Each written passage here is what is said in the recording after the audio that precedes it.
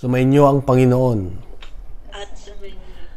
Ang Ebanghelyo ay hango sa Ebanghelyo ng sulat ni San Juan, John chapter 1, verses 6 to 8, and then 19 to 28. Pinagpuri ka na yung Panginoon sa Kristo. Sinugo ng Diyos ang isang tao na nagngangalang Juan. Naparito siya upang magpatotoo tungkol sa ilaw at manalig sa ilaw, ang lahat dahil sa patotoo niya. Hindi siya ang ilaw, kundi naparito siya upang magpatotoo tungkol sa ilaw. Nang suguin ng mga Hudyo sa Jerusalem, ang ilang saserdote at levita upang itanong kung sino siya, sinabi ni Juan ang katotohanan. Sinabi niyang hindi siya ang Mesiyas. Kung gayoy, sino ka? Tanong nila. Ikaw ba si Elias? Hindi po. Tugon niya. Ikaw ba ang propetang hinihintay namin?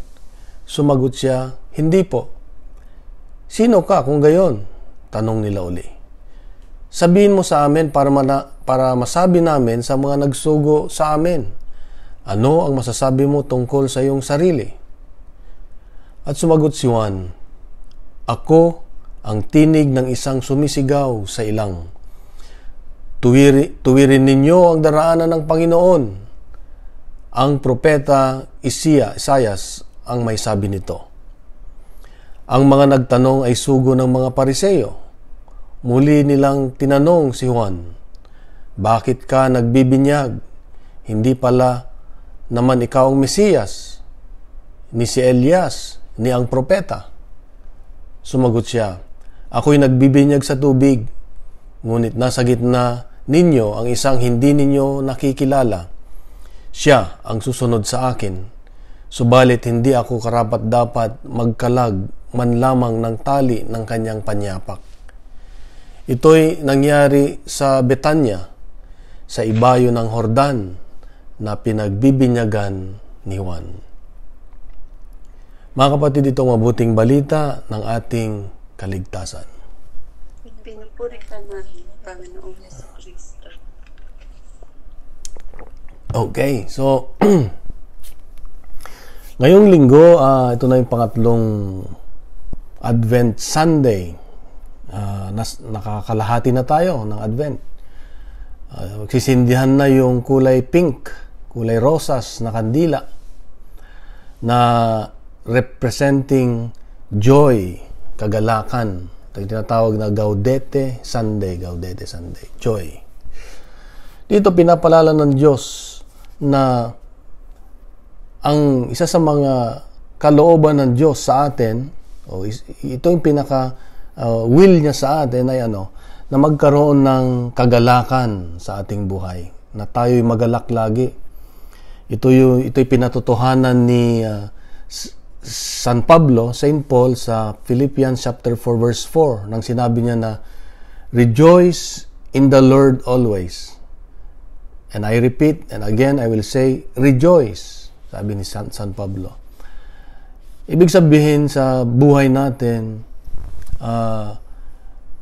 sa kabila ng mga anumang pinagdadaanan natin, dapat nandun lagi ang kagalakan. Kagalakan.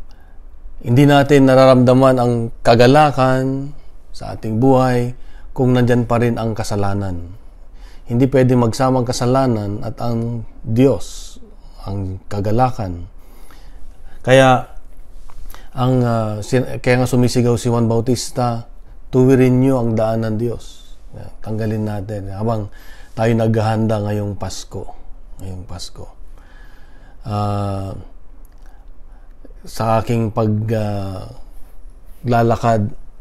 araw-araw, laging sumasagi sa aking isipan itong sigaw ni Juan Bautista na tuwirin. Marami pa rin akong mga kasalanan, mga pagkukulang na ginagawa, paulit-ulit na ginagawa, na ito'y nagiging daan para hindi ko maranasan din yung tunay na kagalakan sa aking puso. Kaya lagi kong hiningi ang Diyos na ako'y linisin lagi ng aking puso't isipan. So ito yung paghahanda natin ngayong Advent, kung tunay na gusto nating maranasan ang tunay na kagalakan sa ating puso, sa ating buhay, ay iwaglit natin anumang bagay na nagdudulot sa atin ng kapighatian. Nawawala ang kagalakan. At kung tayo ay nakakasunod sa kalooban ng Diyos, doon tayo nakaranas ng kalooban, ng kagalakan. When we are doing the will of God, for sure there is joy. Diba? Kung hindi mo nagagawa, nagigilty ka lagi, hindi ka masaya sa buhay, hindi ka makatulog, ganyan. Pero when we are doing the will of God, may kapayapaan, may kalayaan. Kaya sabi nga sa Saint Luke, sabi nga ni John, the Spirit ni John the Baptist, the Spirit of the Lord is on me. Ang Espiritu ng Diyos, because He has anointed me. Sabi ni Jesus pala, the Spirit of the Lord is on me because He has anointed me to proclaim good news to the poor. He has sent me to proclaim freedom for the prisoners and recovery of sight for the blind, and to set the oppressed free. So pag nasa atin ang nakagalaw ang Banal Espiritu sa ating buhay, mayroon tayong kagalakan. At ang kagalakan na yan ay naririnig natin lagi yung kanyang boses, yung kanyang good news. Malinaw sa ating pandinig. At saka meron tayong kalayaan na sa tawag dito, pagkabilanggo sa mga kahirapan natin sa buhay. At ganun din yung kagalingan. Kung tayo'y nabubulag sa mga bagay na makamundo, tayo'y nakakikita dahil mayroong galak sa ating buhay. So, joy is, kung minsan, ang joy kasi sa atin, na ikukumpara natin sa happiness, na pagbabalik nakakamali tayo doon sa dalawang yon. Na ang joy, minsan, pag ang kala natin, pag merong mura sa online na pwedeng bilhin, at nabili mo, there is joy. There is joy. Pag may mga sales na nakita ka, gustong bili ka ng bili dahil mura, ganyan. May mga taong gano'n na hindi kayang kontrolin yung sarili na maganda to, kahit ipangungutang bibiliin niya, ganyan. Gusto niyang gawin yung gusto niya. Kaya siguro sa ilang araw lang ay masaya siya pag nabili niya, pero pagdating ng singilan, malungkot na naman siya. So, ang kabahan po ng joy at happiness, ang happiness ay external na ang pinanggagalingan sa atin, external. Ang joy ay internal, nanggagaling sa panloob. So, happiness from external. Kung ano yung nakita natin, ano yung natatanggap natin, meron tayong happiness, pero hindi nagtatagal. Joy is from the internal. Yan yung bunga ng Espiritu Santo na nasa atin. There is joy. So, there is joy even if there is always, if you are going through a challenge in your life, there is difficulties in your life, there is still joy. Meron pa ring kagalakan in spite of and despite of. Malala ko yung kapatid ko na nasunog noong sa Ozon Disco. Yung time na nalaman ko na siya ay kabilang sa mga nasunog, hindi ko alam yung nararamdaman ko. Hindi naman ako nalulungkot na masamang loob o ano. Pero may kapayapaan pa rin na in spite of sa tingin ng ibang tao, ang sabi nila, bigat-bigat naman Brad ng problema mo, ang pinagdadaanan mo, ganyan. Kasi nga yung time na yon nasa ICU din si Minmin, di ba? Yung anak ko na espesyal. So ang bigat. Pero yung pagsubok na yon ay parang nakalutang lang ako. Sabi ko, Lord, bahala ka na. So, hindi ko naramdaman ng napakabigat yung pagsubok na yon. na parang lumumpas lang. Because I think God was with me at that time na nandun yung hindi ko alam na joy pala ang tawag doon, yung meron kang kapayapaan kahit na may pagsubok. Hindi ako nag-alburuto, hindi ako nagko-complain, o hindi ako galit sa Diyos, hindi. Sabi ko lang kung ito ang kalooban ng Diyos, may His will be done. Yan. So, ang paalala ng Advent na ito ay unang kagalakan. Yun ang hanapin natin. Tanggalin natin yung mga hadlang sa buhay natin. Pero sa Ebanghelyo ngayon, makita natin tinanong ng mga Pariseo, yung mga sinugo ng mga siguro pare, ganyan, na tanungin si Juan kasi ang dami nang sumasama, di ba, nung nakarang linggo. Ang daming taga Judea, Jerusalem ang sumama sa kanya, nagpapabautismo, ganyan. Tinanong siya, daming sumusunod. Sabi niya, who are you? Sabi niya, sino ka ba? Sabi niya, ikaw ba yung si Elias?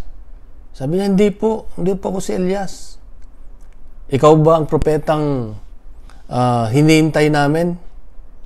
Hindi po akong propeta. Kasi alam niyo matagal na hindi nagkaroon ng propeta sa mga Israelites noon bago si John the Baptist, kasi hindi nagparamdam ang Diyos dahil nagtampo siguro ang Diyos sa kanila dahil sumasamba na sila sa mga Diyos-Diyosan, hindi na sila nakikinig sa Diyos, ganyan.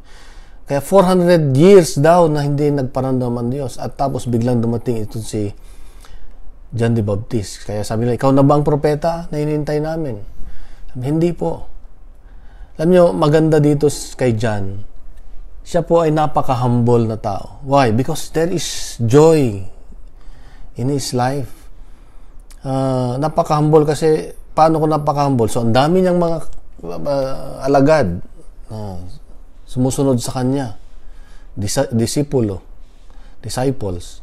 At ang iba dito ay sina Simon, o si Pedro, kapatid niya si Andrew, si James, si John. Yan yung mga alagad din dati ni John the Baptist. Pero nung sinabi niya na mas higit yung susunod sa akin, at nung nakita niya, pinakilala niya si Jesus, na siya nga yung Mesiya, pinagtulakan niya sila na sumunod na kay Kristo. Kaya naglipatan sila Pedro. Pero mo, pwede naman niyang sabihin, huwag kayong pupunta dyan, huwag kayong kasama dyan. Kaya maniwala dyan, pwede niyang sabihin yun eh. Pero dahil alam niya na si Kristo ay mas powerful sa kanya, at mas siya dapat ang bigyan ng pansin, nagpakumbaba siya. Yeah. He humbled himself, at pinapunta niya yung mga sumusunod sa kanya, kay Jesus.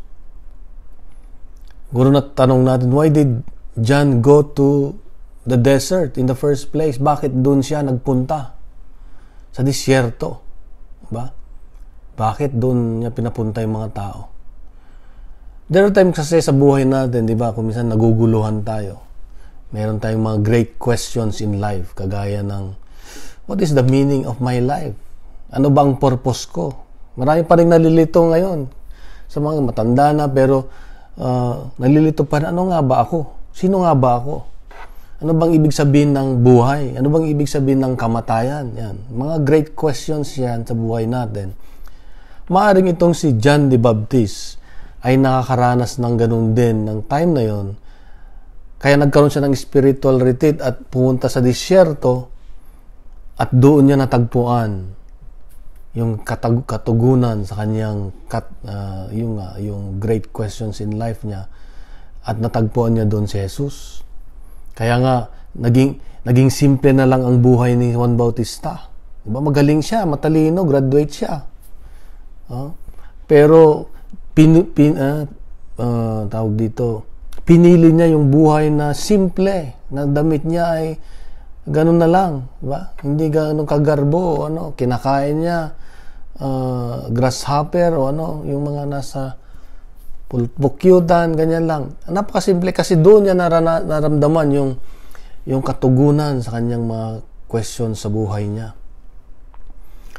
Kaya, ang maganda rin dito ay nalaman niya kung ano yung pinaka-importante sa buhay. So, ganun din po tayo ngayong Advent. Siguro meron tayong mga ibang katanungan, parang nagugulong ka pa rin sa buhay mo, may mga questions ka. I think this is the right time for all of us, kasama ko, na itong Adbyento ay we need isang disyerto sa buhay natin na we need to go through, we need to live with it, para ba maiba yung ating pananaw sa buhay. Very distracted life. Maraming distraction sa buhay natin. Maraming distraction na naririnig, nakikita tayo. Kaya maganda itong panahon na ito na masarili mo ang Diyos. Na ano ba nga, Lord? Ano bang gusto mong gawin ko sa buhay ko? Diba? Ang ganda nun. Parang yung retreat natin sa Okaya. Diba? It was the time kung aware ka lang, nandun yung awareness mo. Diba ang ganda yung pakiramdam na lumayo ka doon sa yung comfort zone mo, pupunta ka sa isang lugar na makikita mo ang Diyos doon, maririnig mo ang Diyos doon, mafe-feel mo ang Diyos doon. Diba ang sarap ng pakiramdam? Malala ko minsan, nasa Hong Kong pa ko, meron kaming retreat, pupunta kami sa isang island. Tapos, tumira kami sa isang bahay ng mga madre. Ganyan. Retreat, pero walang nagsalita. Walang ginawa, nagsasalita. Nandun lang kami. Maghapon, 2 araw yata, maghapon, maggabi. Walang kausap. Kausap mo lang si Lord. Hindi, wala kang narinig kundi yung huni ng ibon, yung huni ng dagat. Tapos, tatanungin mo lang si Lord, ano bang gusto mo? Yan. Kayo lang ni Lord. Ha? At doon, mararamdaman mo yung peace, yung kagalakan, yung kapayapaan. Suggest ko, minsan, ganun din gawin ninyo. Pag kayo may time, punta lang kayo sa isang lugar na tahimik. Yung nature, kausapin niyo ang Diyos. So, ito yung time na siguro, we need to go to confession also. Advent, the best time to go to confession para mabawasan na yung mga bigat natin sa buhay. Ito yung tinuturo ni John the Baptist na repent ngayong Advent, straight the path. Ayan. So, sino nga ba tayo? Kung nalaman ni Juan Bautista na kung sino siya, tayo din, tinatanong ni Lord, sino nga ba tayo? Can we identify ourselves to anybody? Or can we identify ourselves to Jesus? Kasi sa panahon na ngayon, ang daming mga yung tinatawag na dito, yung nakikita natin, nagtuturo sa atin. At sila yung nagtuturo sa atin kung saan ka pupunta. Ito ang gawin mo sa social media na lang, di ba? Ito yung tinatawag na they're teaching us our false identity. Kakaroon tayo ng false identity sa sarili natin. Alam mong hindi ikaw yun, pero ginagawa mo pa rin. Yan. Hindi ikaw yung sinilang kang maitim na kagaya ko. Kaya kailangang tanggapin ko na ganito na ako, hindi ko na kailangang magpaputi. Yan. Yung pinakasimple nga explanation. We need to know our identity. And do not believe, sabi nga, do not believe of whatever other people will tell you of who you are. Kaya tayo nagkakaroon ng identity crisis. Kaya ka nade-depress kung minsan kasi ang nagiging modelo mo yung mga ibang tao. Diba? Tayo daw mga Pilipino, sabi nga ng mga magaling na tao sa Pilipinas, lalo yung mga pare, sabi nila, the reason why we have identity crisis because we were colonized by so many culture, Yeah. Dumating ang mga Espanyol, dumating ang mga Hapon, dumating ang mga Amerikano, yung mga puti, dumating ang mga mayroong mga Chinese. Pero mo, sa dami ng mga sinaksak sa ating isipan na kung sino tayo, ikaw ay isang Espanyol. Kaya mayroong nag-iisip na ako'y mestizo. Matangos lang ilong, sabi niya, mestizo ako. apelido lang niya Espanyol.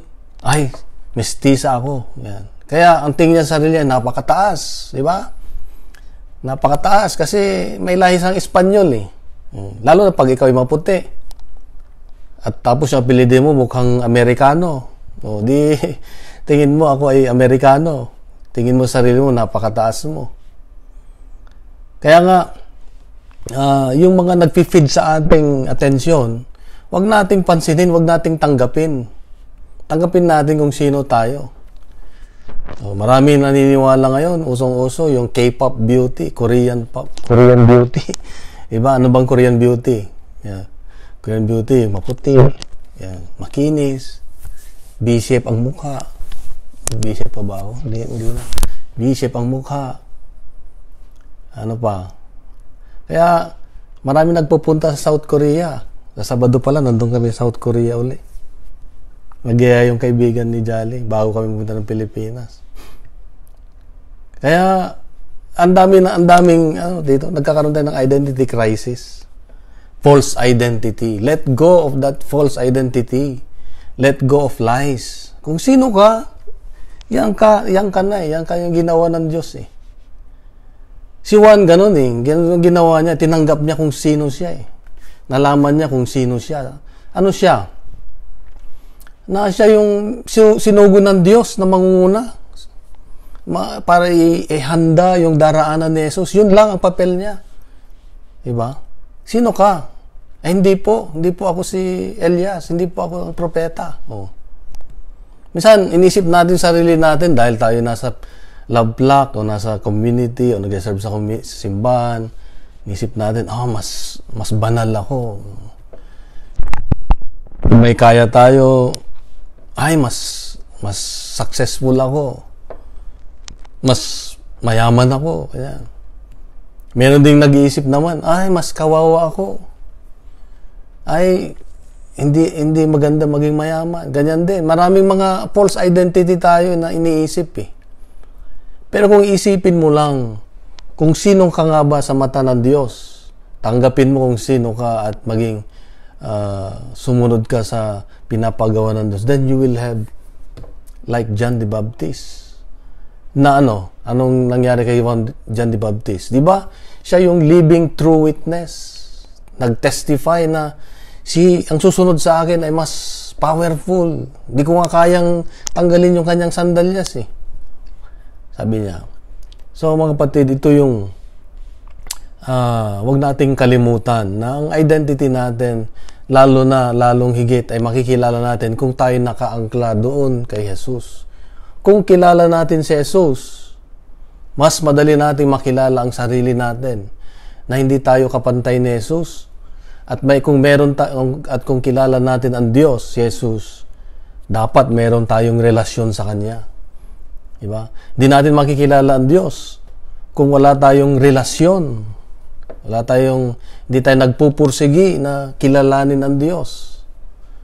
Pero pag nakilala natin ang Diyos, makita natin na tayo ay dapat maging humble lagi. At ibibigay ng Diyos sa atin, ano yung identity mo talaga. Kung sino ka nga ba talaga. Yan. So, huwag tayong mabuhay sa mga bulong ng iba. Huwag nating tignan si Jesus na yung iba kasi may mga hindi pa naniniwala na si Jesus ay Diyos. Naniniwala pa rin siya na siya ay teacher lang, propeta lang, miracle healer lang, ganyan, aktivista, philosopher. Pag ganun ang ating pananaw lang, limitado lang yung nagagawa ng Diyos sa buhay natin. So, nung tinanong siya, sino ka? Sabi nila kay Juan Bautista, sabi niya, yung sinabi ni Isaias na na ako yung sumisigaw sa ilang na maghanda. Inamin ni John, dahil natanggap niya ang kanyang identity na siya lang ang messenger, siya lang yung mangunguna, siya yung witness lang para kay Jesus. Inamin niya na si Jesus ang ilaw. Ang talagang ilaw, hindi siya. Alam mo, nung tinanong siya ng mga pare, sino ka? Pwede niya namang niyang sabihin yung, ay ako nga. Pwede niyang sabihin na ako ay propeta. Ako ay speaker. Pwedeng sabihin yun, dali. Pero hindi. Binigyan niya ng respeto si Jesus. Alam niya kung sino siya. Alam niya na si Jesus ang ilaw at siya lang ay isang lampara. Si John the Baptist ang lampara. Alam niya na si Jesus ay ang salita ng Diyos, ang salita ng Ama na nagkatawang tao. Alam niya na si John the Baptist ay isang the voice in the wilderness lang. Hindi siya word, kundi voice lang. Alam niya na si Jesus ang master niya at siya lang ay servant. Alam niya ni John na si Jesus ang katotohanan, siya lang ay taga-witness ng katotohanan. Ganda nung buhay ni John the Baptist na tinuturo sa atin. Kung kilala natin ang sarili natin, accept what you are and tanggapin natin yung identity natin. Alam nyo ba na ang identity natin ay regalo ng Diyos yan? Kung sino ka ay regalo ng Diyos. Kung sino ka ay lalo na kung nalaman mo kung sino ka talaga sa nakasama ang Diyos, malalaman mo na lang na yung identity na yan ay bigay ng Diyos sa'yo na dapat mong ikatuwa, ikagalak. So, yung mga tao natanggap ang sarili kahit sino sila, yan, na masaya sila kahit anong itsura nila, masaya sila kung ano yung buhay nila, kontento sila kung ano yung nangyayari sa buhay nila, basta ginagawa yung para sa Diyos, then nandun yung kagalakan, nandun yung peace. Kaya nga, ang nire-remind tayo ng Diyos ngayong Advent, this Sunday, third Sunday of Advent, na dapat magkaroon tayo ng kagalakan. At ang kagalakan na yan ay makukuha lamang natin kung una, ginagawa natin ang kalooban ng Diyos. Pangalawa, tanggap natin yung identity natin na binigay ng Diyos sa atin kung sino tayo. So, Advent is the right time to get ready for the real presence of God, the real joy, the real love na manggagaling sa ating Panginoon. Sanda natin yung puso natin. Kahit busy tayo, kahit marami tayong ginagawa, then unahin natin ang Diyos lagi. Follow the will of God. Ang pagsunod sa Diyos ay hindi boring. Sabi nga ng iba kasi, ba't kayo prayer meeting ng prayer meeting? Boring yan. Hindi boring. Ang pagsunod sa Diyos ay laging nagbibigay sa atin ng kagalakan at kapayapaan. Nat-charge tayo lagi. Hindi na yung gusto mo ang nangyayari lagi, kundi yung gusto ni Lord. Malalaman mo na lang na nandun lagi yung protection ng Diyos. Pag sumisigaw ka, Lord, tulungan mo ako, samahan mo ako, sabayan mo ako. So, Christmas ay hindi kawalan kahit walang-wala ka o anong pinagdadaanan mo, basta nandun yung joy sa puso mo. Nais ng Diyos na sumilang, ano tawag dito, isilang muli sa ating puso